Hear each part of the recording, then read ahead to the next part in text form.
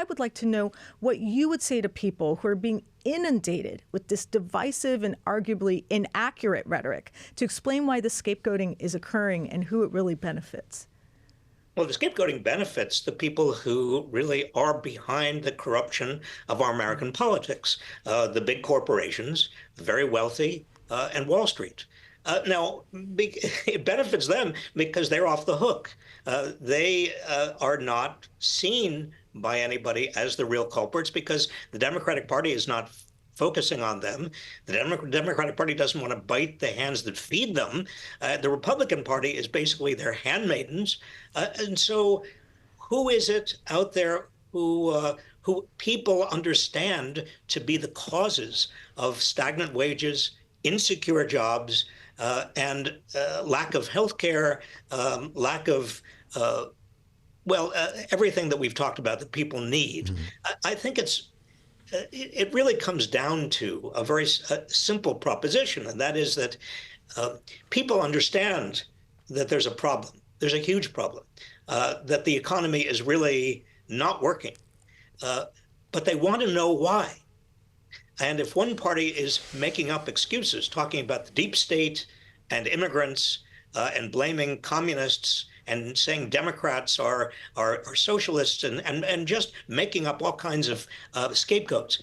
And the other party, that is the Democrats, are not actually talking about the corruption that comes from huge money infecting our politics from big corporations and from wealthy people and from Wall Street, then who are you going to believe? Well, you don't have much choice. You're only given the Republican story. This is one of the big tragedies of our time. The Democratic Party has not just turned its back on the working class. The Democratic Party has actually stopped telling the accurate story about why the working class and the middle class are in such trouble today. How much, Professor, how much do you think that problem is because Democrats kind of embraced, and I know this is a fraught word, neoliberalism, because I've covered a lot of local governments and state governments, and it's always public-private partnerships. We're going to solve this with a tax break for a corporation. This will solve everything. How much have the Democrats succumbed to the notion of neoliberalism has made it almost impossible for them to articulate an argument that they really care about the working class, so that their policies are focused on, the working class? How much is neoliberalism a problem? Well, neoliberalism is at the core of the problem for the Democrats. If by neoliberalism you mean privatization, deregulation, international trade, all of the things that basically the big corporations and the wealthy and Wall Street wants. But the underlying problem has to do with money. Once the Supreme Court began opening the floodgates to big money in politics, and I'm talking about really before the cases that we all know about. I mean, it really starts with Buckley versus Vallejo in the 1970s, early 1970s. Once the Supreme Court begins to open American politics to that kind of corruption, then there's almost no end to it, because the corruption changes the rules of the game. And the rules of the game being changed enables the wealthy to become even wealthier, the big corporations to become even bigger, and then they can turn around and use even more of their money to corrupt the process even further. It's a ratcheting effect that is extraordinarily dangerous. I was thinking about one of the messages that seem to underlie almost all of our political debates, which is the idea that it's a zero-sum game. In other words, all policies lead to either winners or losers. But you wrote a book that suggests otherwise, called The Common Good. Can you talk about this idea a little, and maybe why it seems or maybe just feels almost impossible to really discuss and embrace the common good in the current political environment? I think most Americans, average people, your friends, people in your community, understand the notion of the common good. People are generous. They see somebody who is in trouble on the sidewalk, and they respond to those people.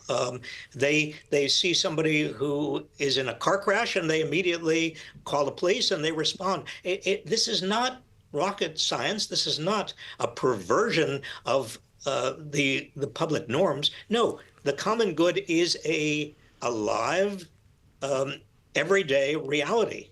The people who are the first responders, the people who are nurses and nurses' aides and social workers and teachers, they all understand the common good.